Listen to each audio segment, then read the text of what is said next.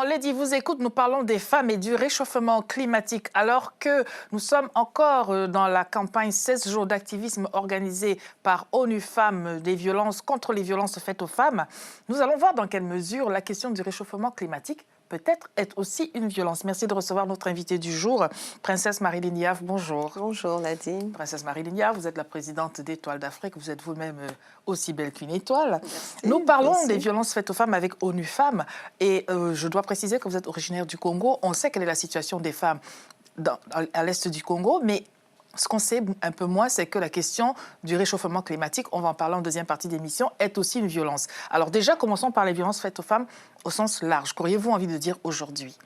J'ai vraiment envie de crier ma rage au monde entier, parce que ce que vit l'Est de la RDC et d'autres pays aussi africains, parce qu'au Nigeria, dans tous ces pays où il y a ces campagnes terroristes, mais ce sont les femmes les premières victimes.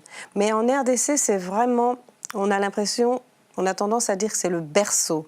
Et ça fait des années que ça dure, depuis les années 96, oui, 96, et on est en 2015. Donc imaginez, on va vers 2016. Bon, imaginez ça, que rien ne se passe. Et Dieu seul sait si cette zone est une zone aussi très sensible à l'égard de la planète. Parce que on est en plein cœur du bassin du Congo, en plein cœur d'Afrique centrale, où il y a le dernier puits de carbone. Donc le puits de carbone, c'est un puits qui maintient l'équilibre de la planète. Et là, on viole les femmes, on se bat, on fait la guerre. Il y a un volcan qu'on avait durant longtemps décrété comme silencieux, endormi, et qui n'arrête pas de se réveiller, parce que dans cette zone, on dit que le volcan est l'âme de la planète, de la Terre. Parce que quand ça ne va pas, il se réveille. Et on a vu le cas, il y a eu le cas à un moment donné, quand la guerre battait son plein à l'Est. Les femmes qui sont bien sûr les premières victimes, elles étaient, il y avait tout un déplacement donc, de réfugiés vers, on les poussait, donc la guerre les poussait vers le Rwanda. Et les réfugiés ont refusé. Le volcan s'est réveillé, ils ont préféré revenir vers Goma, où le volcan était en éruption. Donc, les politiques qui sont là, les grands de ce monde qui sont là, qui se réunissent aujourd'hui à Paris pour la COP21, doivent mettre à l'ordre du jour le dossier de la violence faite aux femmes par les violences de guerre. Il y a la violence quotidienne, ça, toutes les femmes du monde le vivent. Mais les violences de guerre doivent faire partie du programme de lutte contre le réchauffement climatique. Ils ont fait un tribunal pénal contre les crimes contre l'humanité, mais l'Étoile d'Afrique et sa plateforme de femmes invitent ONU Femmes à nous rejoindre pour demander un tribunal pénal pour les crimes contre l'écologie. Parce que violer une femme, c'est comme si on violait la terre-mère de l'humanité. Comment cela? C'est elle qui nourrit la terre, c'est elle qui nourrit la famille. Dès l'instant où on la détruit, on détruit son être, son être de femme. La terre est une femme. Sinon, elle ne donnerait même pas naissance à la faune, à la flore et aux humains. Donc nous sommes une terre fertile. Alors, les femmes ont dit, elle est fertile ou pas? Un beau parallèle. Alors, lorsque vous parlez de ce volcan qui se réveille, c'est déjà le réchauffement climatique quelque part. La nature est donc impliquée dans ce qui est la réalité des femmes. Je voudrais croire que votre appel à ONU Femmes a été entendu, d'autant que vous êtes en bleu et orange. Ce sont les couleurs de cette campagne 16 jours d'activisme. Alors, 16 jours concentrés sur une cause, et vous nous dites, alors que ça fait des années et des années et des années. C'est un décalage? Est-ce qu'on peut appeler ça un décalage ou bien... La question qu'on pose souvent, c'est est-ce que pour vous, 16 jours d'implication suffisent? Non, ça ne suffit pas. Il faut vraiment aller arrêter le langage politiquement correct et tout. Il faut avoir maintenant un langage humainement correct. Parce que la politique, on voit ce que ça donne. Rien. Rien, rien, rien, rien. Violence faite aux femmes. Aujourd'hui, la France a été victime d'actes terroristes. Mais qui sont les premières victimes de ces terroristes? Les femmes.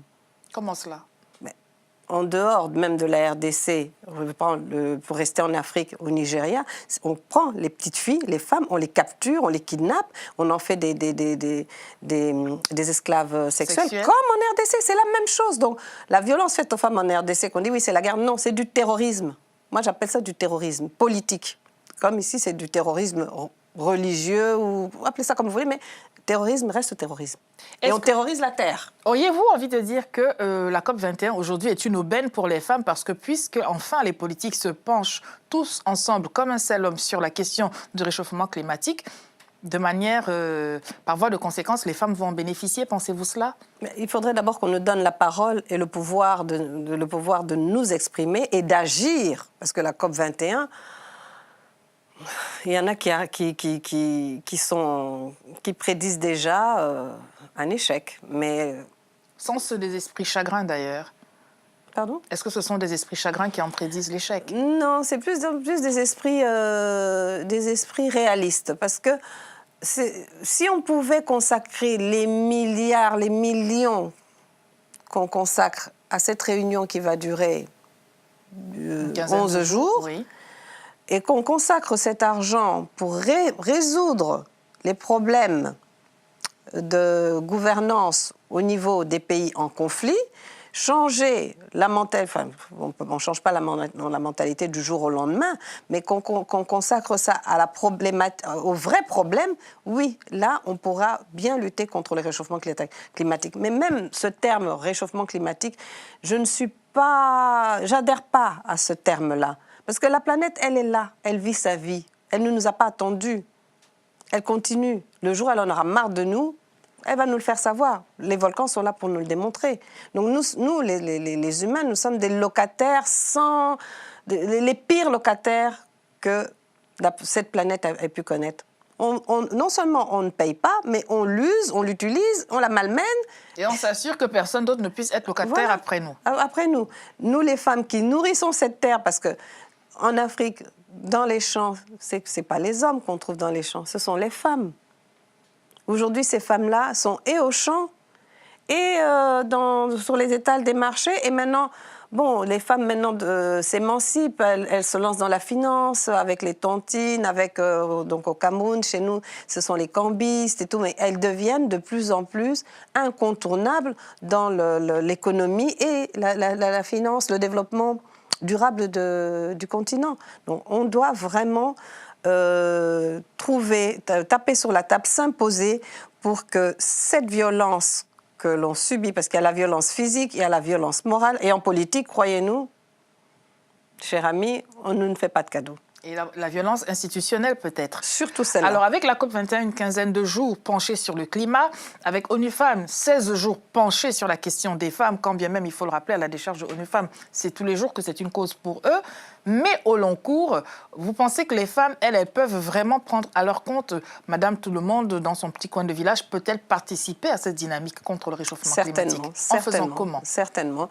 Déjà en s'impliquant dans le processus de développement durable. Parce que ne faut-il pas qu'elle ait des moyens pour faire cela? Il faut leur donner les moyens et il faut aussi, il y a une part d'éducation, c'est très important. Parce que sans éducation, l'évolution va dans tous les sens. Donc on doit commencer par le départ, par l'éducation et la santé. Et ça, les États africains ne consacrent pas suffisamment de budget pour ça. Il faut que le budget de la santé et de l'éducation soit plus important que les budgets qu'on accorde à la défense. Mais d'ici à ce qu'on arrive à cela, de l'eau aura coulé sous les ponts. Hein. Oui, mais justement, vous dites que de l'eau aura coulé sous les ponts.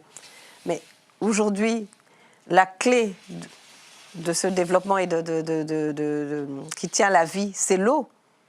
Mais les nouvelles technologies, tous ces concepts politiques, développement donc dans la modernité, patati patata, mais c'est un développement qui n'est pas durable, qui pollue. Il faut vraiment que nous, les femmes, on parvienne à recentrer la politique au sein d'abord de l'éducation, consacrer vraiment, faire de l'éducation la clé de voûte. Alors, c'est très bien de parler de l'éducation, mais il faut pouvoir payer parce que l'école n'est pas gratuite partout, même si elle le devrait. Est-ce que les femmes, toutes ont-elles été déjà scolarisées? Ont-elles le moyen de faire scolariser toutes les filles, quand bien même elles le voudraient? C'est compliqué. Ont-elles les moyens de leur politique? C'est vrai que c'est très, très compliqué. Et aujourd'hui, avec l'économie qu'on impose, que les États africains se donnent, ils ne se donnent plus les moyens de mettre en place une éducation gratuite. Et nous, les femmes, on peut y arriver. Parce qu'il faut qu'on parvienne à sensibiliser les institutions financières internationales à financer des bourses d'études. Et aujourd'hui, l'Étoile d'Afrique a mis en place un programme de levée de fonds, justement, pour pouvoir créer un fonds pour l'éducation gratuite en Afrique. Je viens du Nigeria, où j'ai été vraiment surpris de voir ce pays qui... J'ai jamais vu autant d'universités et d'académies privées, gratuites. Donc l'État n'a rien à voir là-dedans. Ce sont des hommes d'affaires ou même des hommes politiques. Ou même peut-être des femmes d'affaires. Des femmes d'affaires, oui. Absolument, qui ont consacré une part de leurs revenus à l'éducation. Ils ont créé des universités privées, des universités et des écoles privées. Certaines universités sont gratuites, d'autres pas. J'ai rencontré un monsieur qui, lui, c'est un musulman, il est du Nord. Son académie, elle est non seulement mixte, donc garçon-fille, et mixte sur le plan religieux. Et laïque. Oui, laïque. Mixte et laïque. Oui, mixte et laïque. Et c'est entièrement gratuit. C'est un monsieur qui... Alors, est-ce qu'on sait le taux de scolarisation des filles, justement? Au niveau de son village, avec le gouverneur de la région, ils ont demandé à ce que ce soit imposé dans les familles. Mais avec ce problème de Boko Haram, certaines familles ont peur d'envoyer leurs enfants dans les universités, dans ces écoles. Mais j'étais dans le sud aussi, où il y a une très grande université. Donc c'est la première université privée du Nigeria. Et le problème que connaît donc, le fondateur de cette université, qui est le Chief Igbinidion, c'est que ça commence à devenir cher. Ça commence à devenir cher pour les étudiants pour venir s'instruire chez eux. Donc, il est obligé de créer des subventions. Mais pour ça, il faut faire créer des accords avec d'autres universités comme Harvard, Oxford et tout, et parvenir à obtenir des bourses pour pouvoir financer ces bourses d'études. Mais alors, quand on dit tout cela, est-ce que le quotidien de la femme rurale, des femmes dans les campagnes, n'est-il pas bien loin de ces considérations d'échanges universitaires? Elles sont là, elles ont un petit lopin de terre quand elles en ont, quand elles sont propriétaires de leur terre. Est-ce que la réalité de ce qui se passe aujourd'hui sur la place parisienne avec la COP21, 150 chefs d'État et tout ce qui s'ensuit, est-ce que vraiment cela va changer quoi que ce soit à leur quotidien, on va dire, de bonnes femmes? Non, malheureusement, ça ne va pas changer. Et si cela ne change rien, n'est-ce pas une violence institutionnelle quelque part? C'est une violence institutionnelle et assez cynique, si je peux dire. Nous allons parler de Land of Africa, mais avant cela, nous allons partir regarder cet élément qu'a préparé ONU Femmes, toujours dans le cadre de cette campagne 16 jours d'activisme de violence faite aux femmes. On regarde ceci. À tout de suite.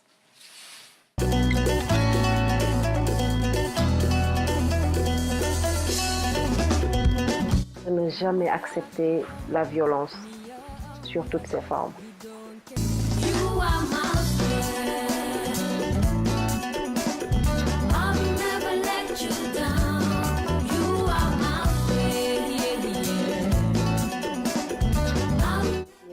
Ce qui me touche le plus, c'est tout ce qui se passe dans ce monde d'aujourd'hui. Ce sont les femmes et les enfants qui sont les plus vulnérables et les premières victimes. Je pense que nul n'est à l'abri de la violence en ce moment. Et je suis vraiment formellement catégorique contre toute forme de violence. Que ce soit la violence physique, verbale, sexuel, ça doit cesser. Si on me donnait ce pouvoir, j'allais conseiller aux femmes et aux filles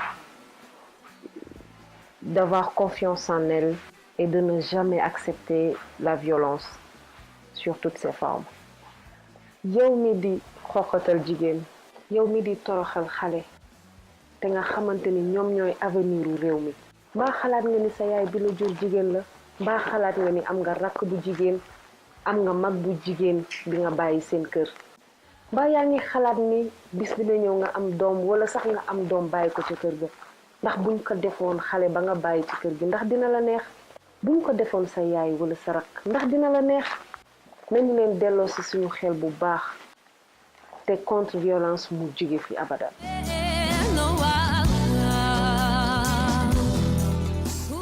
C'est donc là la campagne avec l'agence Bantou que nous saluons depuis la place parisienne. Vos commentaires sur ce que vous venez d'entendre? On regarde toutes dans la même direction et aussi de la même façon parce que nous ressentons toutes la même chose. Pourquoi les hommes n'ont-ils pas l'air de ressentir la même chose? Mais écoutez, l'homme, c'est vrai qu'il ne fonctionne pas de la même façon parce que d'abord, culturellement, il est dominant. Mais quand on regarde chez nous les Bantous, l'homme n'est pas dominant.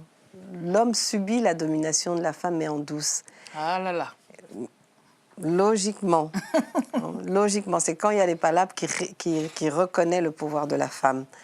Et aujourd'hui,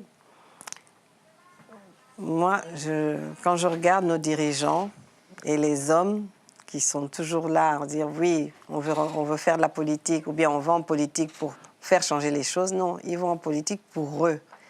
L'ego de l'homme est trop... Le je et le moi ne font qu'un. L'homme a du mal à séparer, contrairement à la femme. Peut-être la femme parce qu'elle porte la vie. Donc, à un moment donné, elle sait faire la part des choses. Parlons donc de cette initiative à laquelle votre association participe, alors que, encore une fois, les dirigeants de ce monde se réunissent. Que proposez-vous dans Land of Africa? Dans Land of Africa, il y a plusieurs programmes. Il y a le programme, bien sûr, toujours de lutte contre le réchauffement climatique, le comment, du pourquoi avec les différents acteurs économiques. Et aujourd'hui, ce n'est un secret pour personne, l'économie mondiale de demain, c'est l'Afrique, qui est un continent très riche, immensément riche, où malheureusement sévit la pauvreté. Donc, espérons, enfin, c'est pas qu'on espère, nous on se bat justement pour que l'Afrique tienne son économie et son développement en main, que ce ne soit pas comme à l'époque des indépendances où on a tout laissé, donc les choses n'ont pas changé. Et Land of Africa, c'est vraiment of African Business, accueille les opérateurs économiques africains pour présenter justement leurs programmes, leurs projets ou leur société. Il y a aussi des jeunes qui ont créé des start-up africaines qui démarrent et qui ont beaucoup de succès. Mais l'Étoile d'Afrique, elle est partenaire donc, dans le cadre justement de la femme. Donc alors, quel est le plus que vous apportez dans cette dynamique? Comment allez-vous faire la différence, vous? La différence, c'est que déjà, à la date du 6 décembre, le 6 décembre, toute la journée est dédiée à la femme. Mais ce n'est pas seulement les femmes d'Afrique, c'est les femmes du monde avec un regard sur l'Afrique et un apport sur l'Afrique et un amour pour l'Afrique. Donc ce sont des femmes qui se sont impliquées volontairement dans le développement durable de l'Afrique. Il y a une femme qui ont été des grands mannequins dans la mode, des grandes éditrices dans la mode, mais qui aujourd'hui ont dédié leur vie à l'éducation à l'Afrique, et elles viennent parler de leur expérience, et elles viennent montrer ce qu'elles font en Afrique, ce qu'elles apportent à la jeunesse africaine.